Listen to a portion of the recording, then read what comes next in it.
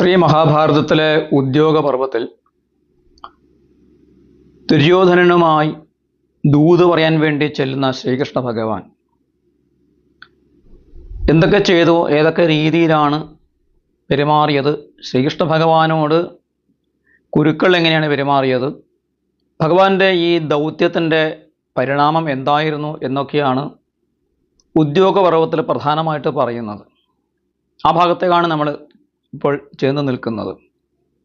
തൻ്റെ അച്ഛൻ പെങ്ങളായ കുന്തിദേവി, വിതുരരുടെ സംരക്ഷണത്തിൽ കഴിയുന്ന കുന്തിദേവിയെ കണ്ട് കുന്തിദേവിയുടെ പലതരത്തിലുള്ള പരിതാപങ്ങളും ദുഃഖങ്ങളൊക്കെ കേട്ട് ആശ്വസിപ്പിച്ച് ഭഗവാൻ കുന്തിയെ പ്രദക്ഷിണം ചെയ്ത് നമസ്കരിച്ച ശേഷം ദുര്യോധനൻ്റെ ഗൃഹത്തിലേക്ക്, ദുര്യോധന സഭയിലേക്ക് ചെല്ലുകയാണ്. അദ്ദേഹത്തിൻ്റെ അതായത് ആ ദൗത്യം നിർവഹിക്കുന്നതിൻ്റെ ഭാഗമായിട്ടുള്ള അതിൻ്റെ ചെന്ന് കണ്ട്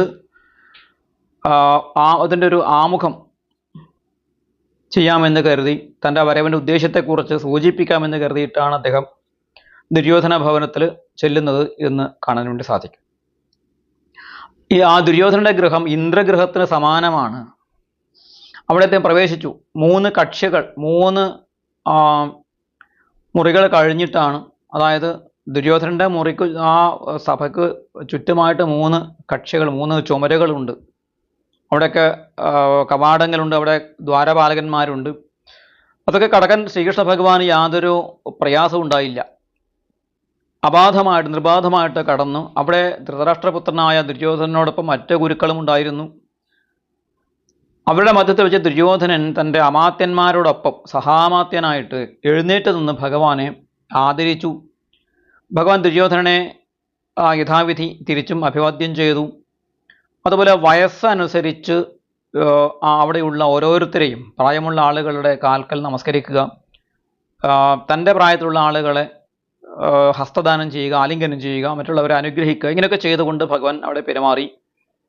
ദുര്യോധനൻ ഭഗവാനെ വേണ്ടി ഇരിക്കാൻ വേണ്ടി ജാംബൂനദ പരിഷ്കൃതമായ പര്യങ്കം കൊടുത്തു, അതിലിരുന്നു. ജാംബൂനദം എന്ന് വെച്ചാൽ ഇവിടെ സ്വർണം കെട്ടിച്ചതോ അല്ലെ സ്വർണം കൊണ്ടുണ്ടാക്കിയതോ ആയ സിംഹാസനത്തിലാണ് ഭഗവാനെ ദുര്യോധനനെ ഇരിച്ചത്. വളരെ ആദരവോട് കൂടിയിട്ടാണ് ഭഗവാനോട് പെരുമാറിയത് ദുര്യോധനൻ. അതിനുശേഷം സാധാരണ അതിഥികൾക്ക് ചെയ്യുന്നതായ ചില ഉപചാരങ്ങൾ, മധുവർക്കം, ഉദകം മുതലായ കാര്യങ്ങൾ, വെള്ളം കുടിക്കാനുള്ള ദാഹജലത്തിന് ഒപ്പം അല്പം മധുരം ചേർത്തുകൊണ്ടുള്ള പാനീയം ഒക്കെ കൊടുത്തിട്ടുള്ള ക്ഷീണം മാറ്റാനുള്ള പെട്ടെന്നുള്ള ഉപായങ്ങളായിട്ടാണ് മധുവർക്കമൊക്കെ പറയുന്നത്. അർഘ്യം, പാദ്യം, മധുവർക്കം, ഇതൊക്കെയാണ് ആദ്യം ചെയ്യേണ്ടത്. ഭഗവാൻ ഇത് മാത്രമേ സ്വീകരിക്കുകയുള്ളൂ എന്ന് മുമ്പേ തന്നെ തീരുമാനിക്കപ്പെട്ടതുമാണ്. ദുര്യോധന പക്ഷേ തുടർന്ന് ഭഗവാന് തൻ്റെ അന്നം കഴിക്കാൻ വേണ്ടിയിട്ട്, ഭക്ഷണം കഴിക്കാൻ വേണ്ടിയിട്ട് ക്ഷണിക്കുകയാണ്. തതോ ദുര്യോധനോ രാജാ വാർഷ്ണേയം ജയതാം വരം നമന്ത്രയത് ഭോജനേന നാഭിനന്ദ്യച്ച കേശവ. ശ്രീകൃഷ്ണ ഭഗവാനെ ദുര്യോധനൻ അപമാനിച്ചു, ആദ്യം തന്നെ അപമാനിച്ചു എന്നൊക്കെ ചില മലയാള കവികളുടെ ചില കവിതകളിൽ നമുക്ക് കാണാൻ വേണ്ടി സാധിക്കും. കുഞ്ചൻ നമ്പ്യാരൊക്കെ അങ്ങനെ പറഞ്ഞിട്ടുണ്ട്. പക്ഷെ ദുര്യോധനൻ ഒരു ഉപചാരം എന്ന രീതിയിൽ ബാഹ്യമായ ചില ആദരങ്ങൾ അവിടെ പ്രകടിപ്പിച്ചു, പ്രകടനാത്മകമായ ചില മര്യാദകൾ കാണിച്ചു. പക്ഷേ ഭഗവാൻ ആ ഭോജനത്തെ, ദുര്യോധനൻ്റെ ആ വിരുന്ന് സൽക്കാരത്തെ അദ്ദേഹം സ്വീകരിക്കാതെ, അതിനെ അഭിനന്ദിക്കാതെ അവിടുന്ന് പോവുകയാണ് ചെയ്തത്. കർണനോട് ആലോചിച്ച ശേഷം ദുര്യോധനൻ പിന്നീട് കൃഷ്ണനോട് പെരുമാറി. ആദ്യം അദ്ദേഹം വളരെ ആദരവോട് പെരുമാറിയെങ്കിലും പിന്നീട് കർണനുമായിട്ട് ചർച്ച ചെയ്ത ശേഷം ദുര്യോധനൻ മൃദുവായിട്ട് ആദ്യം പെരുമാറിയ ദുര്യോധനൻ പിന്നീട് ശാഠ്യത്തോടു കൂടിയിട്ടാണ് പെരുമാറിയത്. അല്പം സ്വരം മാറ്റി, അല്പം ഒരു ഗൗരവം കൊടുത്ത്, അല്പം ഒരു ഭീഷണിയുടെയും ഒക്കെ സ്വരം ദുര്യോധനന്റെ ഭാഗത്തുണ്ടായിരുന്നു. ചോദ്യം ചെയ്യുന്ന ഒരു ഭാവം ഉണ്ടായിരുന്നു എന്നാണ് ഇവിടെ വ്യാസൻ പറയുന്നത്.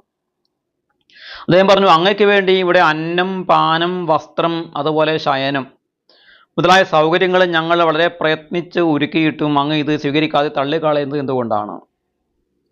ഉഭയോശ്ചാദദാഹ സാഹ്യം ഉഭയോശ്ച ഹിതേരതഃ സംബന്ധി ദയിതശ്ചാസി ധൃതരാഷ്ട്രസ്യ മാധവ.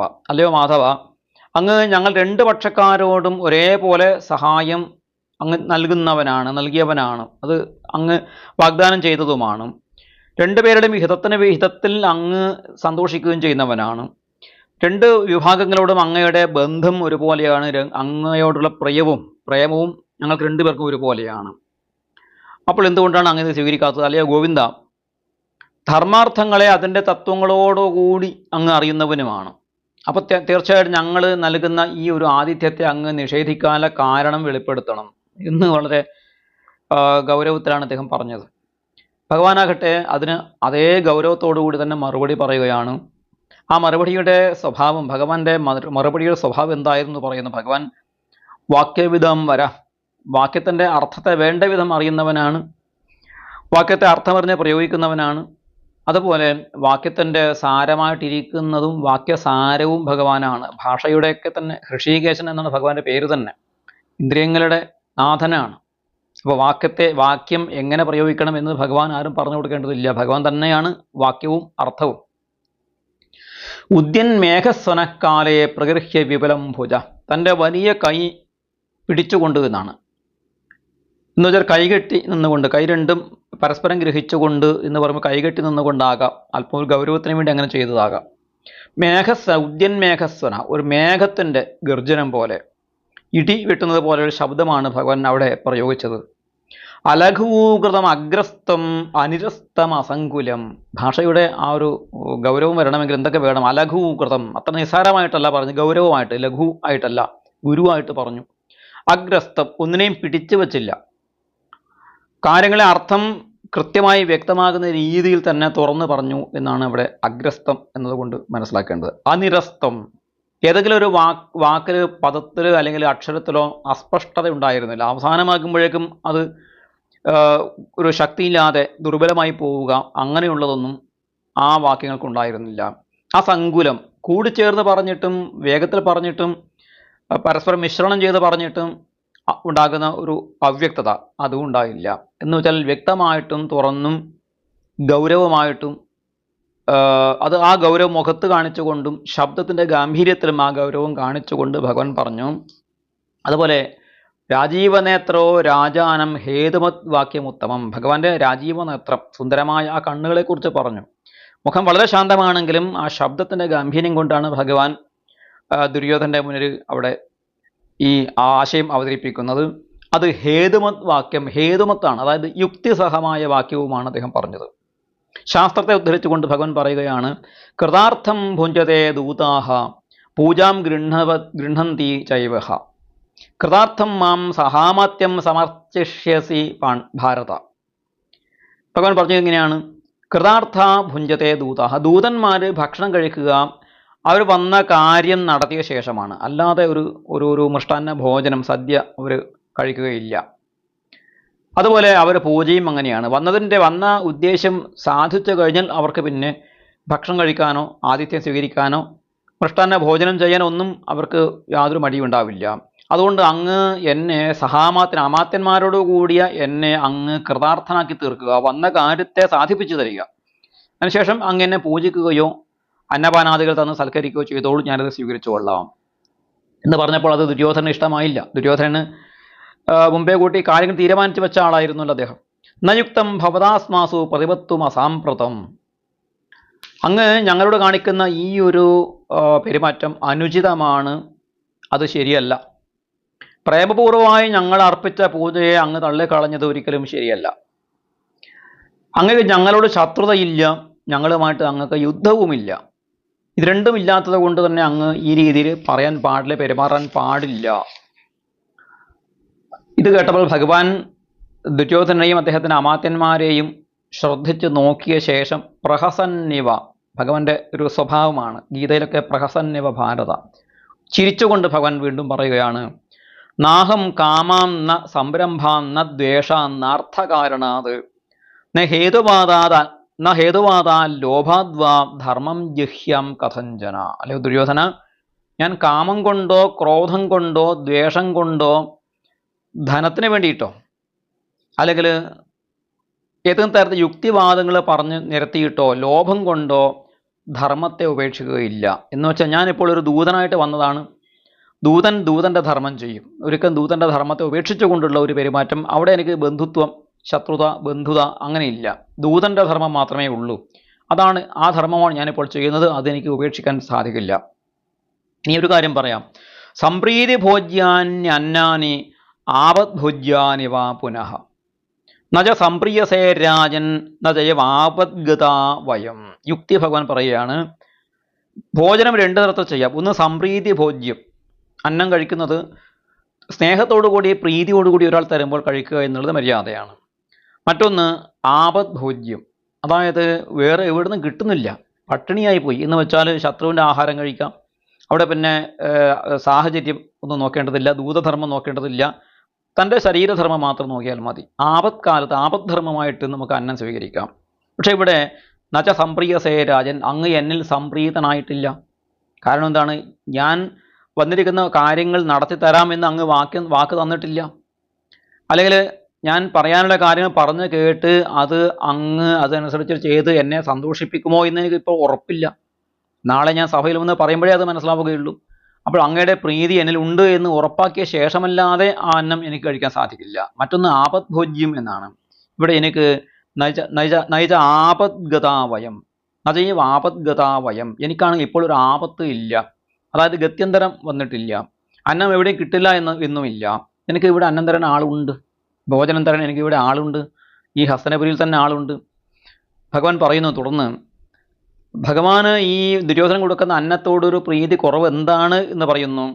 അകസ്മാത് ദ്വേഷ്ടി Y Rajan ജന്മപ്രഭൃതി പാണ്ഡവാൻ പ്രിയാനുവർത്തനോ ഭ്രാതൃൻ survive സമുദിതാൻ ഗുണൈഹി. പാണ്ഡവന്മാർ തൻ്റെ ഭ്രാതാക്കൾക്ക് വേണ്ടി, സഹോദരന്മാർക്ക് വേണ്ടി, ബന്ധുക്കൾക്ക് വേണ്ടിയും എല്ലാ ആനുകൂല്യം ചെയ്തു കൊടുക്കുന്നവരും അവരിൽ സന്തോഷിക്കുന്നവരും ഗുണങ്ങളെ കൊണ്ട് പൂർണ്ണരുമാണ് ആ പാണ്ഡവരെ അങ്ങ് ജന്മനാ തന്നെ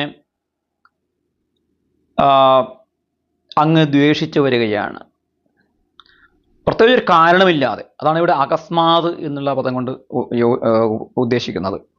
ഒരു കാരണവുമില്ലാതെ ജന്മപ്രഭൃതി, ജന്മനാ തന്നെ ബാല്യകാലം മുതൽക്കേ തന്നെ അങ്ങ് പാണ്ഡവന്മാരെ, നല്ല സദ്ഗുണ സമ്പന്നരായ പാണ്ഡവന്മാരെ അങ്ങ് ദ്വേഷിക്കുകയാണ്, വെറുക്കുകയാണ്, അവരെ ഉപദ്രവിക്കുകയാണ്.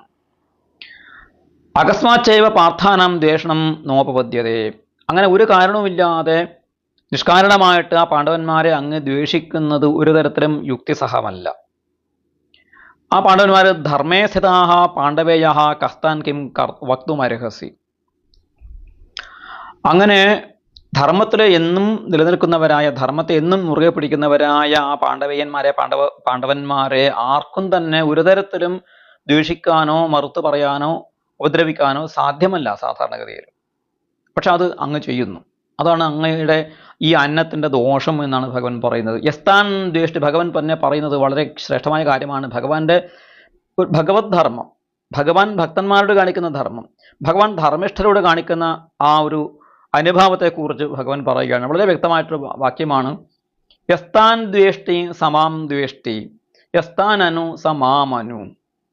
വളരെ മനോഹരമായൊരു വാക്യമാണ്. ആരാണോ അവരെ ദ്വേഷിക്കുന്നത് അവർ എന്നെയും ദ്വേഷിക്കുകയാണ്, ആരാണോ അവരെ അനുകൂലിക്കുന്നത് അവർ എന്നെയും അനുകൂലിക്കുകയാണ്. വ്യക്തമായ ഒരു കാര്യമാണ്. ഭഗവാൻ പറയുന്നു, എൻ്റെ ഭക്തന്മാർ അല്ലെങ്കിൽ ധർമ്മം അനുഷ്ഠിക്കുന്നവരായ ധാർമ്മികന്മാരായ ആളുകളെ ആരാണോ വിരോധിക്കുന്നത്, എതിർക്കുന്നത്, ഉപദ്രവിക്കുന്നത് അവർ എന്നെയും ഉപദ്രവിക്കുകയാണ്, ദ്വേഷിക്കുകയാണ്. ആരാണോ അവരെ, ആ ധർമ്മിഷ്ഠന്മാരെ അനുകൂലിക്കുന്നത് അവർ എന്നെയും അനുകൂലിക്കുകയാണ്. അപ്പോൾ ധർമ്മിഷ്ഠന്മാരെ പൂജിക്കുക, ധർമ്മിഷ്ഠന്മാരെ അനുകൂലിക്കുക എന്ന് പറയുന്നത് ഭഗവാനെ അനുകൂലിക്കുന്നതിന് തുല്യമാണ്. എന്തുകൊണ്ട്? ഐകാത്മ്യം മാം ഗതം വിദ്ധി പാണ്ഡവൈർ ധർമ്മചാരിഭിഹി. ധർമ്മത്തിൽ സഞ്ചരിക്കുന്നവരായ ആ പാണ്ഡവന്മാർ ഞാനുമായിട്ട് ഐകാത്മ്യം പ്രാപിച്ചിരിക്കുന്നു, ഐക്യദാർഢ്യം പ്രാപിച്ചിരിക്കുന്നു, അവർ എന്നോട് ചേർന്ന് നിൽക്കുന്നു, അവർ ഞാൻ തന്നെയായി തീർന്നിരിക്കുന്നു. ഇതാണ് ഭഗവാൻ പറയുന്ന ആ യുക്തി. അപ്പോൾ നിന്റെ ഭാഗത്ത് ധർമ്മമില്ലാത്തത് കൊണ്ടാണ് നിന്റെ അന്നം ഞാൻ കഴിക്കാത്തത്. പാണ്ഡവന്മാരുടെ ഭാഗത്ത് ധർമ്മമുണ്ട്, ആ ധർമ്മിഷ്ഠന്മാരെ ദ്വേഷിക്കുന്നു എന്നുള്ളതാണ് നീ ചെയ്യുന്ന ആ ധർമ്മം. ഇതാണ് ഭഗവാൻ ദുര്യോധനോട് വ്യക്തമായിട്ട് പറഞ്ഞത്. എന്ത് പറയുന്നു? കാമക്രോധാനുവർത്തിഹി യോ മോഹാൻ വിരുരുത്സതി ഗുണവന്തം ചയോ ദ്വേഷ്ടി തമാഹു പുരുഷാധമം. കാമം കൊണ്ടും കാമം, ക്രോധം, ലോഭം മുതലായ കാര്യങ്ങളെ അനുസരിച്ചുകൊണ്ട് ആരാണോ ഗുണവാന്മാരായ ആളുകളെ ദ്വേഷിക്കുന്നത്, വിരോധിക്കുന്നത്, അത്തരം ആളിനെ അധമ പുരുഷൻ, പുരുഷാധമൻ എന്നാണ് പറയേണ്ടത് എന്ന് പറഞ്ഞ് വ്യക്തമായിട്ട് നീ ഒരു പുരുഷാധമനാണ് എന്ന് ഭംഗ്യന്തരേണ ഭഗവാൻ പറഞ്ഞു. മംഗളഗുണങ്ങളുള്ള ആളുകളെ, ബന്ധുക്കളെ ആരാണ് മോഹം കൊണ്ടും ലോഭം കൊണ്ടും ശ്രദ്ധിക്കാതിരിക്കുന്നത്, അത്തരം ഇന്ദ്രിയ നിഗ്രഹം ചെയ്യാത്ത ഇന്ദ്രിയങ്ങൾക്ക് വിധേയനായി ജീവിക്കുന്ന ആളുകൾക്ക് ശ്രേയസ് ഉണ്ടാവുകയില്ല. സർവമേതെന്ന ഭോക്തവ്യം അന്നം ദുഷ്ടാഭിസംഹിതം. ഭഗവാൻ പറഞ്ഞു, ദുഷ്ടമായ ദോഷത്തോടു കൂടി തയ്യാറാക്കപ്പെട്ട അന്നം ഒരു തരത്തിലും കഴിക്കാൻ പാടില്ല എന്നാണ്. ക്ഷത്തുരേകസ്യ ഭോക്തവ്യം ഇതുമേ ധീയതേ മതി. അതുകൊണ്ട് ഞാൻ കഴിക്കാൻ പോകുന്ന ഭോജനം ക്ഷത്താവിൻ്റെതാണ്, ശൂദ്രന്റെ ഭക്ഷണമാണ് ഞാൻ കഴിക്കാൻ പോകുന്നത് എന്നാണ് ആ വാക്യത്തിന് ഒരു വാച്യാർത്ഥമെങ്കിലും ഇവിടെ ക്ഷത്താവ് ശൂദ്രൻ എന്ന് പറഞ്ഞത് വിതുരരെയാണ്. വിതുരരെ ക്ഷത്താവ് എന്ന് എല്ലാവരും പരസ്യമായി വിളിക്കുന്നതാണ്. അത് അദ്ദേഹത്തിൻ്റെ ജാതി പേര് പറഞ്ഞ് അവഹേളിക്കലൊന്നുമല്ല. അദ്ദേഹത്തെ വിതുര എന്നുള്ളതിനേക്കാൾ കൂടുതൽ മഹാഭാരതത്തിൽ വിളിച്ചു കാണുന്നത് ക്ഷത്താവേ എന്നാണ്. അത് അദ്ദേഹത്തിന് അഭിമാനമായിട്ടേ അദ്ദേഹം കരുതിയിട്ടുള്ളൂ. ആ ക്ഷത്താവിൻ്റെ അന്നമാണ് ഭോക്തവ്യമായിട്ടുള്ളത് എന്നാണ് എനിക്ക് എൻ്റെ ബുദ്ധി കൊണ്ട് ചിന്തിച്ച് തോന്നുന്നത് എന്ന് ഭഗവാൻ പറഞ്ഞ് അവിടുന്ന് ഭഗവാൻ ഇറങ്ങി വിതുരരുടെ ഗൃഹത്തിലേക്ക് പോയി. വിതുരരുടെ ഗൃഹത്തിൽ അദ്ദേഹത്തെ കാണാൻ ഭീഷ്മരും ദ്രോണരും കൃപരും ബാൽഹീകനും ഈ 4 വൃദ്ധന്മാരായിട്ടുള്ള ആളുകൾ വന്നു. ഭഗവാനോട് പറഞ്ഞു, ഭഗവാനെ നിവേദയാമോ വർണ്ണയ സരത്നാം തേ ഗൃഹാൻ വയം. അങ്ങക്ക് ഞങ്ങളുടെ ഗൃഹം, രത്നം പതിപ്പിച്ചതായ ഗ്രഹങ്ങൾ അങ്ങക്ക് സമർപ്പിക്കുന്നു എന്ന് പറഞ്ഞു. എന്ന് വെച്ചാൽ ഈ വിതുരരുടെ ഗൃഹത്തിൽ വന്ന് ശൂദ്രന്റെ ഗൃഹത്തിൽ വന്ന് അങ്ങ് ഭക്ഷണം കഴിക്കണ്ട എന്നൊരു സൂചന അതിലുണ്ട്. പക്ഷെ ഞങ്ങളാണല്ലോ, ക്ഷത്രിയന്മാരാണല്ലോ, അങ്ങേക്ക് ചേർന്ന ആളുകൾ ഞങ്ങളാണല്ലോ, അതുകൊണ്ട് ഞങ്ങളുടെ ഗൃഹത്തിൽ അങ്ങ് വന്ന് ആതിഥ്യം സ്വീകരിക്കണം എന്ന് അവിടെ ചെന്ന് പറയുകയാണ്. ഭഗവാൻ അത് സ്വീകരിച്ചില്ല. ആ വിതുരരുടെ ആതിഥ്യമാണ് ഭഗവാൻ ഇഷ്ടം. അദ്ദേഹം ശൂദ്രനായിരിക്കാം, പക്ഷേ മഹാപണ്ഡിതനാണ്, മഹാഭക്തനാണ്, ജ്ഞാനിയാണ്, ധർമ്മത്തെ എന്നും അനുകൂലിക്കുന്നവനാണ്. ധർമ്മത്തെ അനുകൂലിക്കുന്ന കാര്യത്തിൽ ഒരു സങ്കോചം കാണിക്കാറില്ല. ഭീഷ്മരും ദ്രോണരും കൃപരും ഈ പറയുന്ന ബാൽഹീകനൊക്കെ തന്നെ ധർമ്മത്തെ അറിയുന്നവനാണ്, കുറേയൊക്കെ ചെയ്യുന്നവരുമാണ്. എന്നാൽ അധർമ്മം നടക്കുമ്പോൾ അത് കൈയും കെട്ടി നോക്കി നിൽക്കുകയും അതിനെ എതിർക്കാതിരിക്കുകയും അധർമ്മപക്ഷത്ത് നിന്നുകൊണ്ട് ധർമ്മത്തിനെതിരെ യുദ്ധം ചെയ്യാനും വന്നു നിൽക്കുന്നവരായതുകൊണ്ട് തന്നെയാണ് ഭഗവാൻ അവരുടെ ആ ആതിഥ്യം സ്വീകരിക്കാതെ തള്ളിക്കളഞ്ഞുകൊണ്ട് പറഞ്ഞു. പക്ഷെ അവരെ ബഹുമാനിച്ചുകൊണ്ട് പറഞ്ഞു, സർവേ ഭവന്തോ ഗച്ഛന്തു സർവാമേവ ചിതികൃത. നിങ്ങൾ എന്നോടുള്ള കടമ നിങ്ങൾ നിർവഹിച്ചിരിക്കുന്നു, ആതിഥ്യ മര്യാദ കാണിച്ചിരിക്കുന്നു, ഇനി നിങ്ങൾ മടങ്ങിപ്പോയിക്കോളൂ.